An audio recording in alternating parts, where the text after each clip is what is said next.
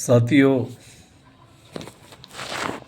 सभी देखने वाले जो हमारे देश के सभी साथियों को मेरा नमो बुद्धाय, जय भीम। आज मैं एक वीडियो बनाने जा रहा हूँ। यह वीडियो का टाइटल है हमारे जो देश में जो नेता है, नेता की क्या भूमिका है और किस प्रकार है। बाबा साहब ने जो 18 जनवरी 1942 को एक भाषण में कहा था, जैसे कि न्यायाधीश महादेव गोविंद रानडे इनकी 101वीं जयंती के उपलक्ष्य में बाबा साहब ने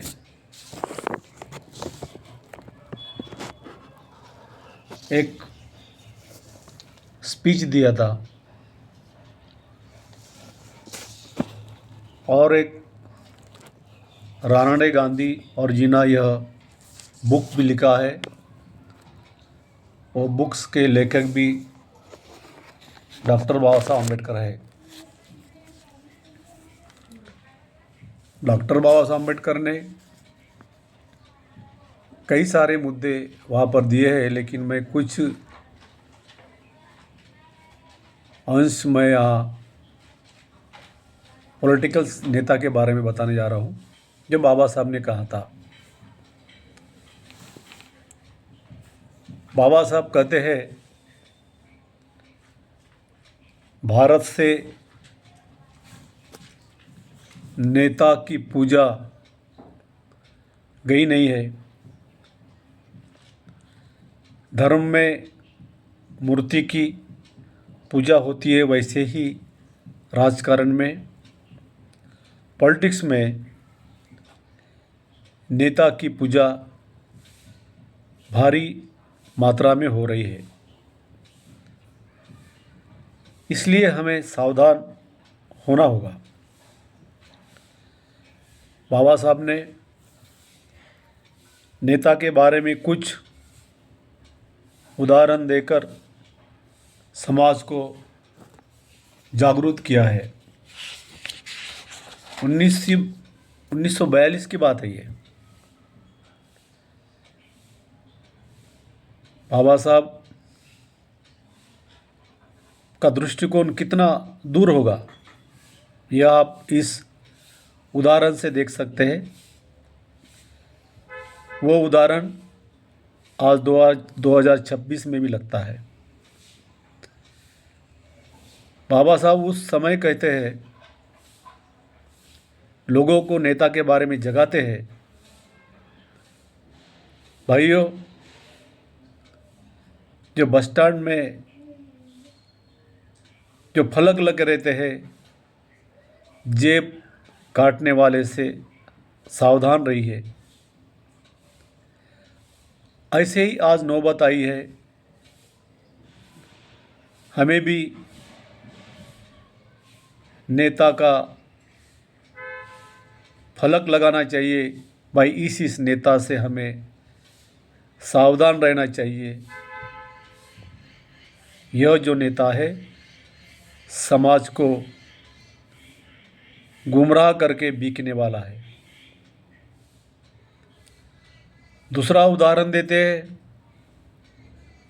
बाबा साहब, जब हम बैंक से पैसा निकालते हैं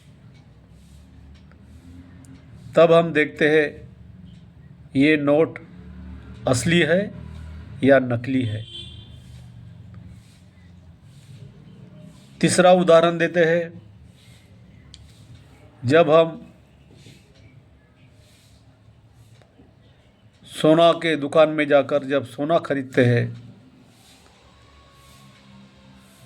तब वो सोना 22 कैरेट है या 23 कैरेट है या 24 कैरेट है, ये भी हम वह देखकर वह टेस्ट करके ही लेते हैं। यह उदाहरण से आप देख सकते हैं 1942 में जो परिस्थिति थी, जिस प्रकार बाबा साहब को पॉलिटिक्स में हमारे लोगों ने धोखा दिया,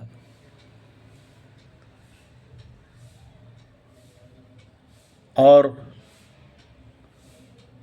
धोखा देकर बाबा साहब को कमज़ोर करने का या बाबा साहब को पॉलिटिक्स को कमज़ोर करने का प्रयास किया। कैसे नेता थे, इसलिए बाबा साहब ने 1942 में यह भाकित किया था। क्या आज 2026 में परिस्थिति नहीं है? आप सब जानते हैं, हमारे बुद्ध, फूले, बाबा साहब, शाहू महाराज, इनका अध्ययन करके पीएचडी करने वाले भी लोग हैं, आईएएस, आईपीएस, जजेस, बड़े बड़े पॉलिटिक्स में नेता भी है। उनके इतिहास के बारे में काफ़ी बताते हैं, लेकिन जब उस विचारों पे चलने की जब समय आता है, तब वो विचारों पे चलते नहीं हैं। कौन कहाँ जाएगा, किससे समर्थन करेगा, कोई अंदाज़ा नहीं है। आज ऐसी सिचुएशन है।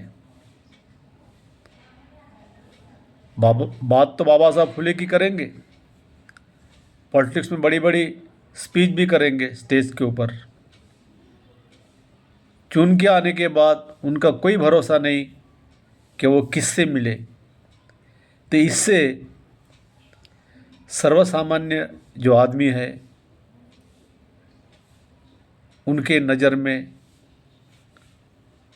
उनको क्या लगता होगा।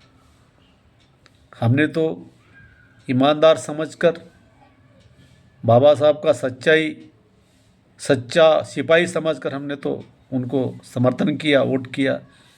लेकिन आज वो विरोधी, जो हमारा दुश्मन है, जो कभी भी ज़िंदगी में SC/ST का हितैषी नहीं हुआ है, उसके बगल में जाके बैठकर उसको समर्थन कर रहा है।